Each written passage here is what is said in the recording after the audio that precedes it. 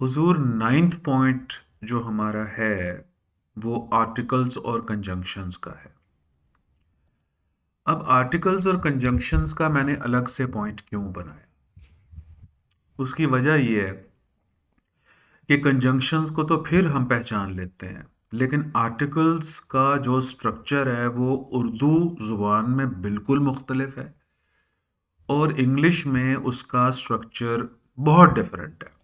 मिसाल मैं आपको इसकी दूं, देखिए, ये 2023 का पेपर है और उसमें जो ट्रांसलेशन आई थी उसका सेंटेंस है। ये सेंटेंस है, बुजुर्ग ने बताया कि जंगल में एक पहाड़ है। ये तो हो गया यहाँ पर कंजंक्शन। अच्छा, बुजुर्ग ने बताया। अब यहां पर एक बुजुर्ग ने बताया नहीं लिखा हुआ, बुजुर्ग अकेले है। बुजुर्ग का जो वर्ड है वो उससे पहले उर्दू में हमें नहीं पता चल रहा कि आर्टिकल है या नहीं है। अच्छा, जंगल में एक पहाड़ है, जंगल से भी कोई आर्टिकल उर्दू में नहीं लगा हुआ जंगल से पहले। हाँ, एक पहाड़ ये हम पहचान लेंगे कि अ माउंटेन हमने कहना है।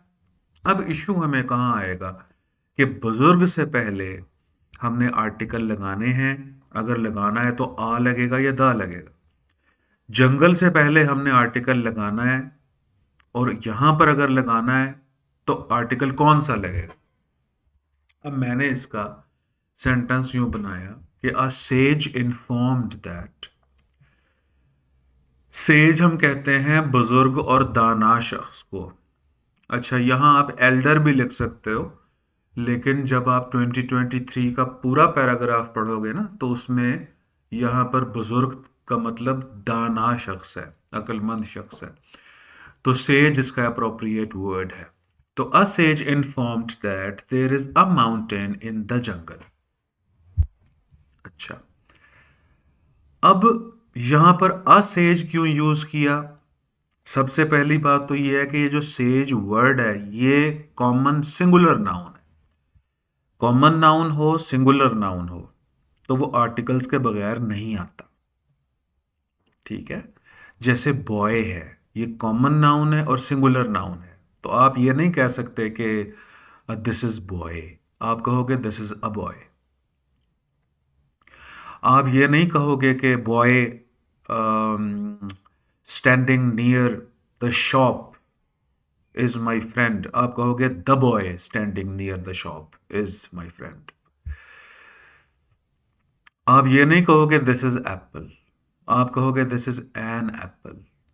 तो इसका मतलब हुआ कि जैसे boy, apple, wall, roof, fan, pen, pencil, ये कॉमन सिंगुलर नाउन्स हैं, तो इनसे पहले आर्टिकल्स तो आते हैं, ये तनहा नहीं आते। अच्छा, अकेले आते हैं लेकिन उनकी सिचुएशंस डिफरेंट है। बड़ा ही सादा सा और बड़ा ही वाज़े करके मैंने लेक्चर इसके ऊपर आर्टिकल्स पे दिया हुआ है, आप इंजॉय करेंगे, उसे ज़रूर देखिएगा। तो आपको पता चल जाएगा कि ये आर्टिकल ए, एन और द कब इस्तेमाल होते हैं। तो मुख्तसरन मैं आपको ये बताऊं, फर्स्ट टाइम इंट्रोडक्शन है यहाँ पर बुजुर्ग का तो a says, first time introduction है माउंटेन का तो यहाँ अ माउंटेन, और जंगल ये स्पेसिफिक है तो लिहाजा द जंगल। ठीक है, और दैट आ गया यहाँ पर कंजंक्शन।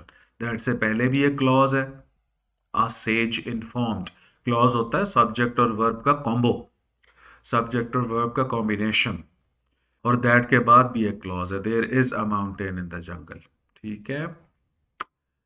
अच्छा जी, उसके बाद पॉइंट नंबर 10 जो है वो है रिलेटिव क्लॉजेस का। आपके मैंने जब पिछले 5 साल 10 साल पेपर पढ़े तो मैंने देखा कि रिलेटिव क्लॉजेस के भी का यूज भी बहुत फ्रीक्वेंटली आया हुआ है। तो एक दफ़ा रिलेटिव क्लॉजेस को ज़रा पढ़ लीजिए, उसके बाद मैं आपको एग्जांपल देता हूँ कि पास पेपर में किधर किधर इसका यूज़ हुआ है। रिलेटिव क्लॉजेस हैं क्या, पहले ये देखिए।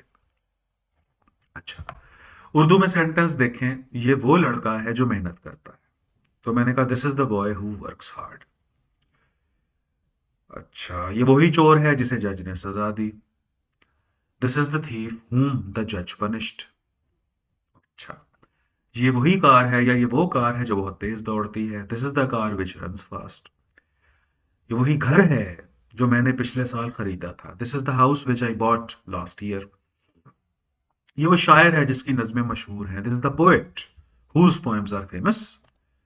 और दिस इज द लॉन, ये वही बागीचा है जिसके फूल खूबसूरत है। तो this is the lawn whose flowers are beautiful. अच्छा, अब बात को समझिए।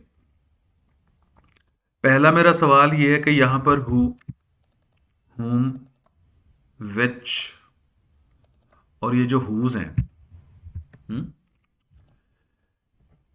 क्या ये सब हु, हुम, विच और हुज, क्या ये क्वेश्चंस पूछ रहे हैं? ये क्वेश्चंस नहीं पूछ रहे। ये क्वेश्चंस भी पूछते हैं। जैसे मैं कहूं कि who are you, question mark. जैसे मैं कहूं कि whom do you want to see, question mark. जैसे मैं कहूं कि which politician do you like, question mark. जैसे whose book is this, question mark. अच्छा, तो ये हु, whom, विच और हुज, ये क्वेश्चंस भी पूछते हैं, लेकिन इन सेंटेंसेस में ये क्वेश्चंस नहीं पूछ रहे। इन सेंटेंसेस में ये क्वेश्चंस नहीं पूछ रहे। तो क्या कर रहे हैं, ये अपने से पहले वाले नाउन के साथ एक रिलेशनशिप बांध रहे हैं। तो ये कहलाएंगे रिलेटिव प्रोनाउन।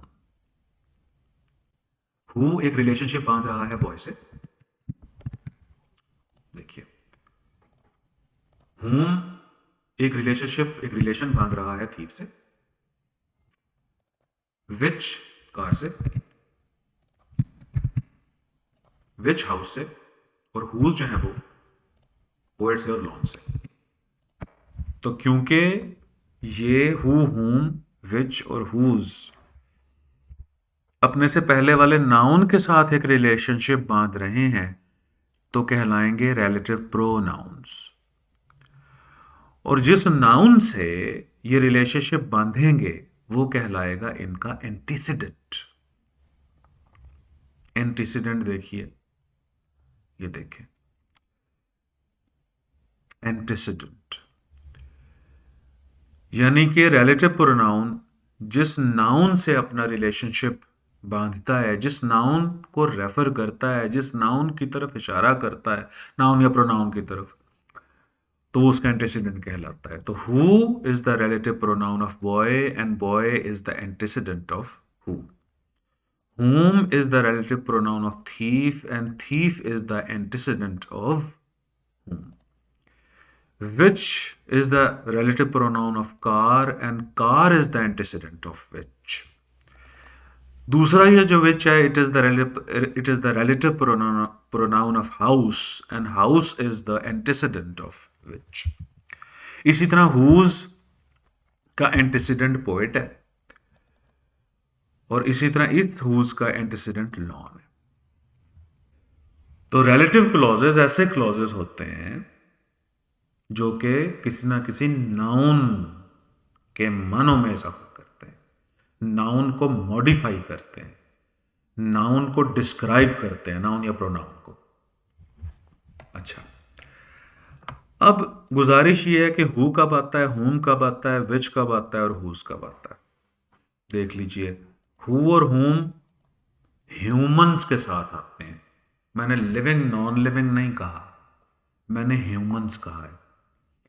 क्योंकि जब मैं लिविंग नॉन लिविंग कहता हूं ना, तो फिर बच्चे ये पूछते हैं कि सर प्लांट्स भी तो लिविंग होते हैं। तो मैंने ये चक्कर ही खत्म कर दिया, तो ह्यूमन नॉन ह्यूमन कर दिया। तो हु और हुम ह्यूमंस के साथ आएंगे, यानी हु और हुम के जो एंटीसीडेंट्स होंगे वो ह्यूमंस होंगे। विच के जो एंटीसीडेंट्स होंगे वो नॉन ह्यूमंस होंगे। और हुज ह्यूमन और नॉन ह्यूमन एंटीसीडेंट्स दोनों के साथ आता है, सिर्फ पोजेशन या बिलोंगिंग को शो करने के लिए। तो आप हु और हुम को याद कीजिए कि ये ह्यूमंस के साथ, विच नॉन ह्यूमंस के साथ, और हुज ह्यूमन नॉन ह्यूमन दोनों के साथ, पोजेशन या बिलोंगिंग को शो करने के लिए। ये वो शायर है जिसकी नज़में मशहूर हैं। तो this is the poet whose poems are famous. ये जो रिलेटिव क्लॉज आते हैं, ये रिलेटिव क्लॉज सेंटेंस के एंड में भी आ सकते हैं और किसी सेंटेंस को स्प्लिट करके उसके बीच में भी आते हैं। ठीक है, मिसालें मैं आपको देता हूं इसकी। अच्छा हाँ, आप ये मुझसे पूछोगे कि सर हु और whom, ये दोनों ही अगर ह्यूमंस के साथ आता है तो हु और whom में डिफरेंस क्या है? भाई हु सब्जेक्ट है और whom ऑब्जेक्ट है। अगर हु सब्जेक्ट है तो इसका जो एंटीसीडेंट है बॉय, वो भी सब्जेक्ट है। देखें, सेंटेंस को तोड़ के पढ़ें। इसमें एक्शन डूअर कौन है? लड़का है, लड़का मेहनत कर रहा है, तो this is the boy who works hard. अच्छा, अब सेंटेंस नंबर 2 देखें, whom ऑब्जेक्ट है और whom अगर ऑब्जेक्ट है तो इसका एंटीसीडेंट थीफ भी ऑब्जेक्ट है। देख लें किसने किसको सजा दी है। यहां पर जो सजा रिसीवर है, यहां पर जो पनिशमेंट रिसीवर है, जो एक्शन रिसीवर है, वो थीफ है, तो थीफ ऑब्जेक्ट है, तो whom ऑब्जेक्ट के साथ आएगा क्योंकि whom खुद भी ऑब्जेक्ट है। यहां आपको विच में कोई फर्क करने की जरूरत नहीं है कि सब्जेक्ट है या ऑब्जेक्ट है। आप आंखें बंद करके विच यूज कीजिए, सिर्फ ये देखिए कि नॉन ह्यूमन एंटीसीडेंट होना चाहिए। और हुज के लिए भी आपको कोई ज़रूरत ही नहीं है ये बॉदर करने की कि हुज आप सब्जेक्ट के साथ यूज़ कर रहे हैं या ऑब्जेक्ट के साथ यूज़ कर रहे हैं। बस सेंस ऑफ पोजेशन या बिलोंगिंग होनी चाहिए। ठीक है, तो ये देखें अगली स्लाइड के हु और हुम ये दोनों ह्यूमंस के लिए, विच जो है ये नॉन ह्यूमंस के लिए, और हुज जो है वो पोजेशन के लिए। यहाँ पर हुज करते हैं पोजेशन या बिलोंगिंग के लिए। हाँ, एक और बात, दैट भी रिलेटिव प्रोनाउन का काम करता है। दैट के तकरीबन कोई 8-10 यूजेस हैं कि कब वो रिलेटिव प्रोनाउन का काम करता है। अच्छा, वो मैं अब डिस्कस नहीं करूंगा। उसके लिए मैं यूं करता हूं कि that as a relative pronoun कब कब यूज होता है, इसके लिए कोई वीडियो मैं अलग से बना देता हूं। फिलहाल मैं आपको एक रूल बता देता हूं कि अगर एंटीसीडेंट्स ह्यूमन और नॉन ह्यूमन दोनों हो ना, देखिए यहां पर लड़का और उसका डॉगी, ह्यूमन नॉन ह्यूमन दोनों एंटीसीडेंट। अब बॉय के लिए हु यूज करूं तो भी फंसता हूं, और डॉग के लिए विच यूज करूं तो भी उलझन में आता हूं। तो आप इस उलझन से निकलिए कि जब आपके एंटीसीडेंट्स ह्यूमन और नॉन ह्यूमन दोनों हो तो ना हु लगाइए ना विच लगाइए, दैट लगाइए। तो the boy and his dog that were crossing the road started running. अच्छा, अब ये देखें, that were crossing the road, यहां पर ये जो रिलेटिव क्लॉज है ये एक सेंटेंस के बीच में आया हुआ है। जैसे मैंने अभी आपको कहा था ना कि मैं इसकी मिसाल देता हूं आपको। मेन सेंटेंस ये है कि the boy and his dog started running, ऐसा ही है ना। देखें, इसको मैं यहां से अगर रिमूव करूं तो ये देखें, the boy and his dog started running. अब देखें, the boy and his dog that were crossing the road. अब रिलेटिव क्लॉज सेंटेंस के एंड में भी आता है, जैसे कि यहां पर था, this is the boy who works hard, this is the thief whom the जज punished, this is the car which runs fast वगैरह। और जो रिलेटिव क्लॉज है वो एक सेंटेंस के बीच में भी आता है। तो रिलेटिव क्लॉज जो है वो किसी ना किसी एंटीसीडेंट के साथ जुड़ा होता है। ठीक, अब यहां पर देखिए where as a relative pronoun को, कि बिस्तर जहां तुम सोते हो गीला है, तो the bed where you sleep is wet. आपका मेन सेंटेंस है, इसको मैं हटाता हूं यहां से, आपका मेन सेंटेंस है द बेड इज वेट, ये बीच में आया हुआ है रिलेटिव क्लॉज हुजूर, और यहां where as a relative pronoun use हुआ है और बेड उसका एंटीसीडेंट है। ठीक है, तो वेयर यू स्लीप का पूरा रिलेटिव क्लॉज इस बेड के मानों में इजाफा कर रहा है, बेड को डिस्क्राइब कर रहा है, बेड को मॉडिफाई कर रहा है। तो लिहाजा ये हो गया रिलेटिव क्लॉज, इसमें वेयर हो गया रिलेटिव प्रोनाउन, और बेड हो गया इसका एंटेसिडेंट। अब ये CSS 2023 का पेपर देखिए। बुजुर्ग ने बताया कि जंगल के पार एक पहाड़ है जहां वो फूल खिलता है जिसकी खुशबू से आंखों की खोई हुई रोशनी लौट आती है। अच्छा, अब देखिए, बुजुर्ग ने बताया कि जंगल के पार एक पहाड़ है जहां वो फूल खिलता है। अब देखिए, पहाड़ हो गया यहां पर एंटेसिडेंट, और जहां वो फूल खिलता है ये पूरे का पूरा रिलेटिव क्लॉज है। ठीक है ना? ये देखें, जैसे मैंने आपको सेंटेंस बताया था, बिस्तर जहां तुम सोते हो गीला है। अब देखिए, जहां वो फूल खिलता है। अब देखिए, अब इसकी ट्रांसलेशन कैसी है। Sage informed that there is a mountain beyond the jungle where a flower blossoms. ये देखिए, अब वेयर अ फ्लावर ब्लॉसम्स ये हो गया रिलेटिव क्लॉज, इसमें वेयर हो गया रिलेटिव प्रोनाउन, और इसका एंटीसीडेंट हो गया जंगल। तो बुजुर्ग ने बताया कि जंगल के पार एक पहाड़ है जहां वो फूल खिलता है जिसकी खुशबू से आंखों की खोई हुई रोशनी लौट आती है। अब हम फ्लावर को लेते हैं as an antecedent. Whose fragrance restores lost eyesight. अब ये पूरे का पूरा आप देखिए, ये हो गया रिलेटिव क्लॉज, और फ्लावर हो गया इसका एंटीसीडेंट। हुज यहां पर रिलेटिव प्रोनाउन हो गया, पोजेशन या बिलोंगिंग को शो कर रहा है। जैसे आप लोगों ने ये हुज वाला फिक्रा किया था कि ये वो शायर है जिसकी नज़में मशहूर हैं, तो this is the poet whose poems. ये वही बागीचा है जिसके फूल खूबसूरत हैं, this is the lawn whose flowers. तो इसी तरह अब ये देखिए कि जंगल के पार एक पहाड़ है जहां वो फूल खिलता है जिसकी खुशबू से a flower blossoms whose fragrance restores lost eyesight।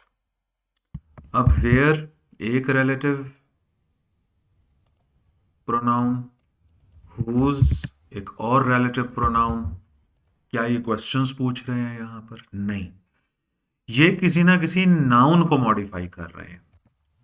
तो वेयर जो है वो मॉडिफाई कर रहा है जंगल को, और हुज जो है वो मॉडिफाई कर रहा है फ्लावर को। तो रिलेटिव प्रोनाउंस और उनके एंटीसीडेंट्स देख लीजिए अब आप।